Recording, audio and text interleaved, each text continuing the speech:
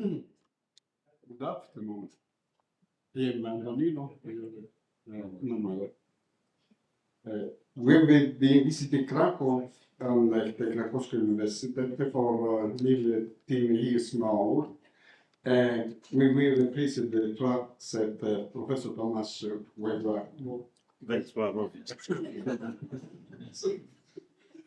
invitation to take part in the EKIR.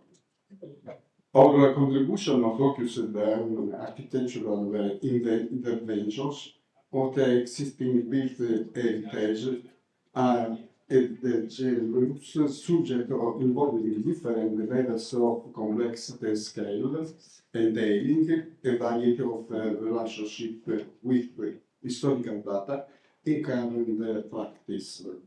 This diversity led to multiple approach routes, recovery, restyling, restoration, regraving, and regeneration. We looked at this theme through the experimental project in Sicily.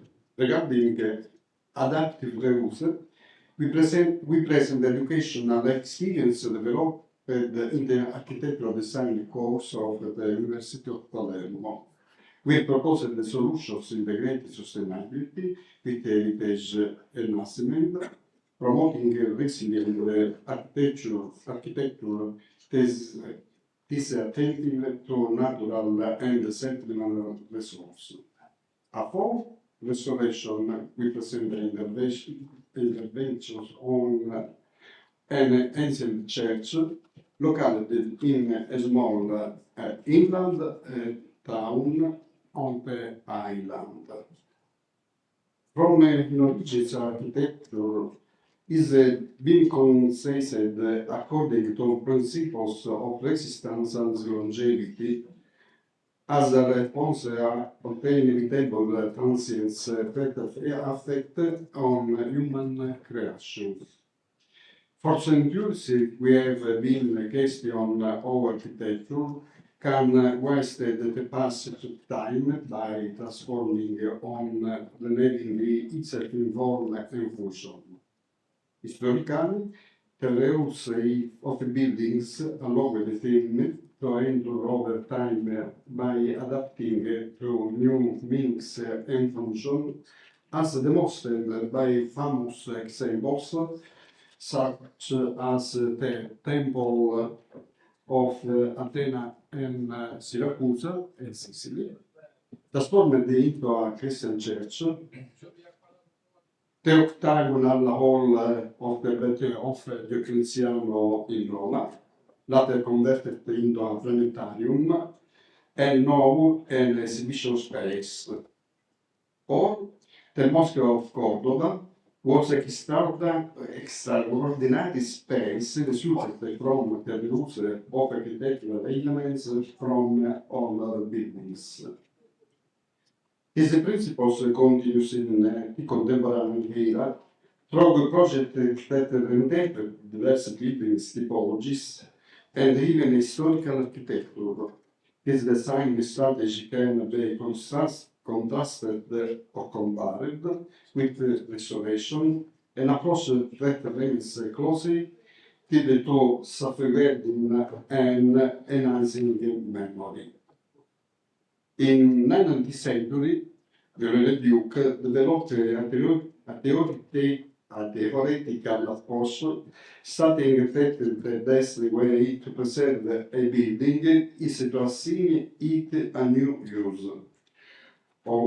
However, the paradigm shifted in the industrialized metropolises on the 20th century, where buildings were often demolished in favor of land value and real estate speculation.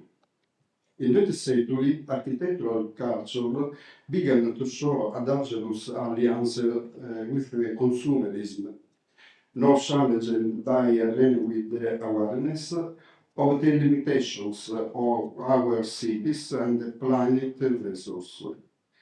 The construction sector, in fact, has a significant environmental and social impact, not only through the production process but also through demolitions. This makes it not only an ecological issue, but also an economic and social on the Rechtlich Jugendreports in the Weekend Union National 2010 agenda and the new European Bauhaus. To reduce the sector's impact, it's necessary to reflect again on the notion of durability, taking care of what already exists and seeking solution to extend the life of buildings, reclaiming the built urban space through new forms, meanings and uses. In the contemporary architecture, the use of existing architectural heritage is a highly relevant topic, both in theoretical research and design practice. Approach now defined as adaptive reuse, active buildings from the recent past that no longer meet the current needs. These constructions often abandoned or disused are able to be recycled for new function. From the perspective on the environment crisis, this also helps reduce resource waste and promotes an ecological footprint for settlements, avoid new construction and future land consumption. While design experience, it is a field focused on converting functional typologies. Today, the practice has evolved in the process of adapting and standing structures and adding new architectural elements aligned with the contemporary language. Temporaneous of interventions become a strategy variable that allows response to emerging need, enhancing existing spatial cavities with overlaying new spatial and functional organization. A common case is that of disused industrial buildings, non obsolete or abandoned, often located in such areas on the urban fabric. Due to their very nature, these buildings will design and large containers offering highly flexible for diverse uses and functions.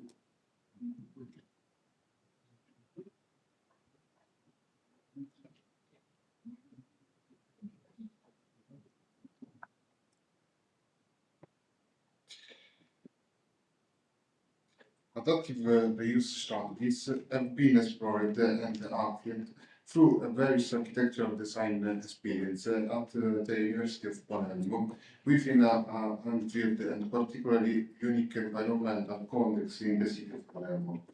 First, through a degree thesis focused on the Arab Norman monumental complex of Cuba, its courtyard and adjacent spaces on the then in architectural design course focused on the adjacent of Tupoli Barak and in particular the Palazzina Vespri, built in the second half of the 20th century.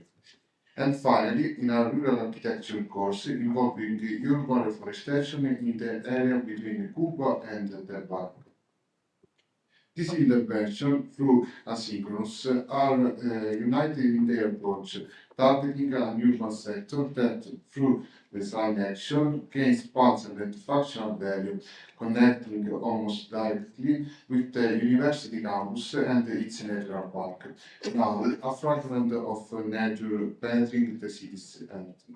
The three design phases intersect different operations related to reuse and contribute to enhancing spatial and residential quality at both urban and buildings scales. The project involving the barracks, combis heritage reuse with the need for new university spaces, particularly by expanding campus services. The project treat the Palazzina Vespri as a text to be rewritten, a complex of spaces with various construction features and elevation, organized around a rectangular courtyard typologically suited for community spaces. The design intervention, without shying away from inserting new forms and materials, sometimes overlapping or intersecting with the existing building, propose an adaptive reuse for residential purposes, including classrooms and study areas, thereby expanding the campus into the city. Thus, the project became an opportunity to open enclosures of the university campus, currently a closed space, and the two barracks, like all barracks, an introverted and impermeable structure, flew very close to the university. The courtyard's redesign, based on new accessibility and relationship with the city, was taken as an expressive opportunity for the foundational settlement principle of the entire composition. Another key element is the Arab Norman Palace of Cuba, one of the Regia Solazia of Norman kings in Palermo. A thesis-based project focuses on adaptive reuse of the buildings surrounding it, built over time around the perimeter of the historical basin, once characterizing the complex.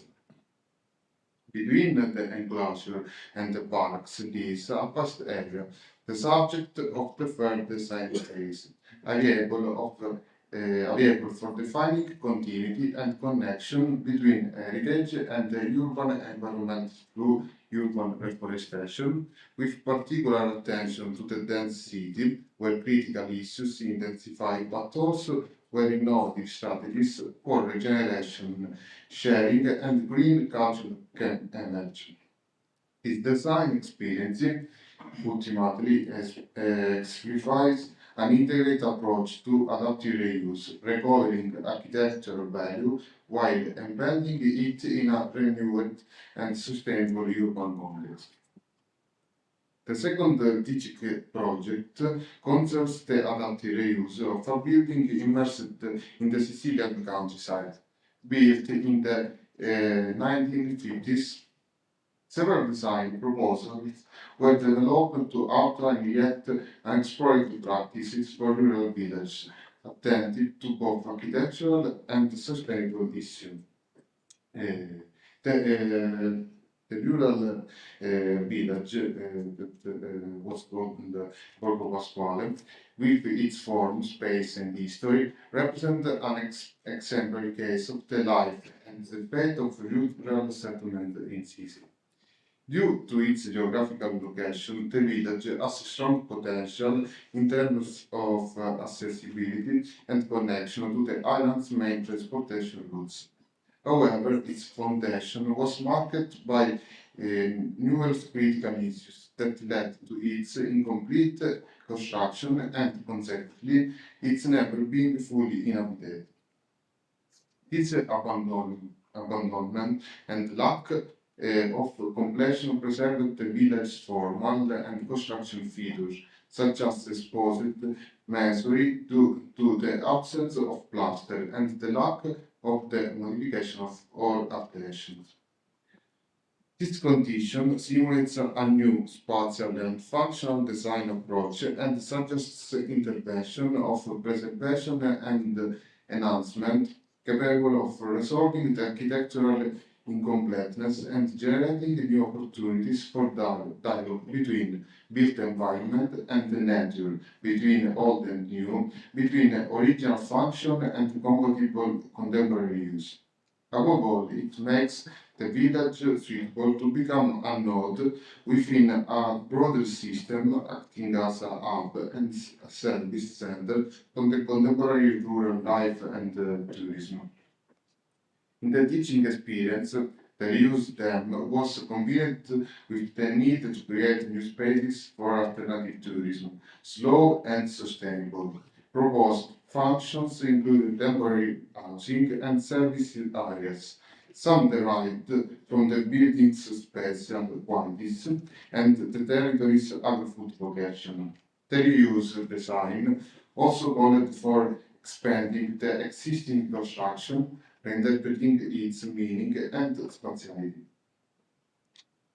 Nonetheless, the project design chose to enhance the site's current and evocative ruin condition, proposing open and semi-covered vegetated space. Each project combines and enhances the existing spatial quality, proposing new functional organization either by following the building's original logic or by introducing new systems. In this way, the village is offered a new perspective, avoiding its inevitable decline and returning into the present, albeit with a meaning different from the original. The significant innovation of adaptive reuse likely lies in the multiplicity of its effects, not only in the architectural field, spatial solution, and construction techniques, but also in its inclusion of open space vegetation and environmental context. The experimental teaching at our university seeks to apply and verify these complex theoretical frameworks through design. At the same time, it implicitly aims to bring the ethics of adaptive reuse into academic education, training young people to develop sensitivity and responsibility in shaping the architecture of today and tomorrow with a critical awareness of sustainability and heritage enhancement.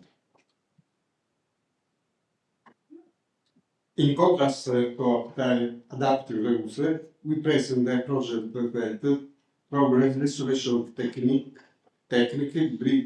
brings about different reflection and strategies focused on the critical enhancement of the existing.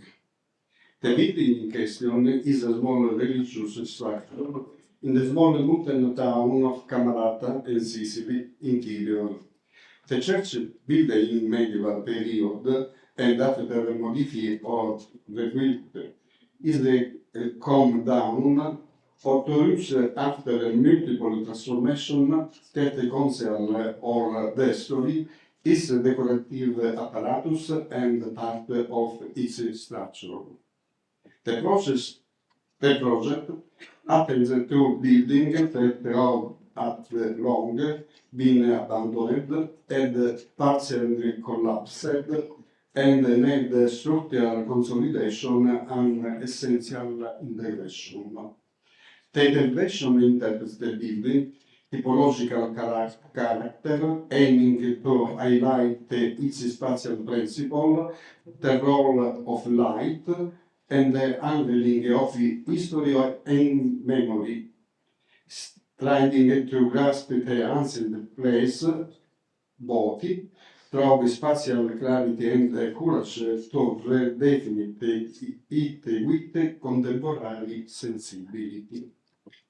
Research and construction work reveal the ancient certifications, including for overlapping decorative cycles with phytomorphic and geometric architectural motif.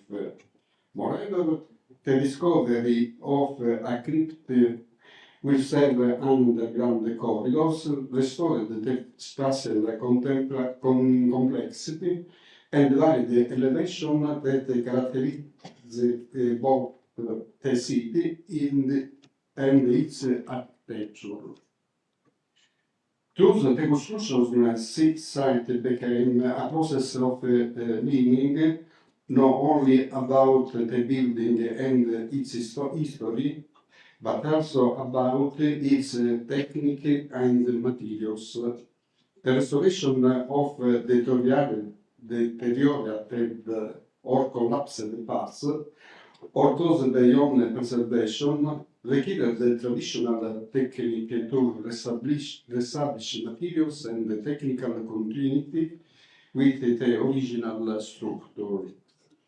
This added to the roof about restoration, consolidation, or reconstruction of unsafe or missing parts of the discovery and integration of ancient flooring. These interventions helped restore equilibrium, not just structural but also formal and spatial. The discovery of the frescoes and the wooden elements bring a renewed sense of balance, where the crystal white of the new plaster coexist with the vibrant colors of the historic decorations. With transparency and colorful modulation, these become testimonies and signs of different eras, not to recreate the building exactly as it was at a given time, but to simultaneously preserve all the time, yes, preserved and not returned. The existing element have reconnected through a process of invention. The project reached completion in discovering forgotten architectural fragments, reoccupying their original place in the return of colors and image, like the precious fragment of the Saint Sebastian. The project, with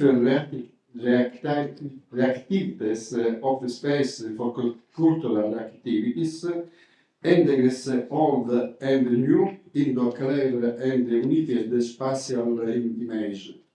The walls and walls on the consolidated or reconstructed parts, devoid of decoration, together with the monochromatic flooring, unearthy and exact the purity of the interior volume, creating a sense of volumetric continuity.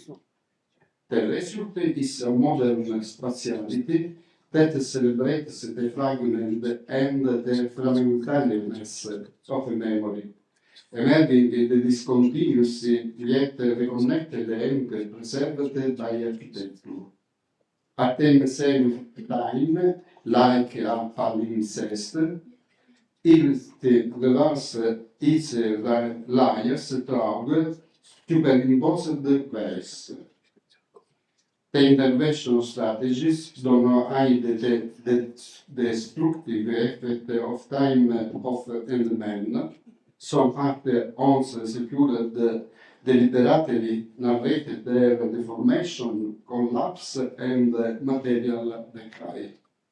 Despite the project was scale, the restoration of the church San Biagio, Sendrese, reaffirmed the value of the methodology that seeks to convey the inherent qualities of a place or structure, working with the measured symbol gesture in the name of continuity and essentiality.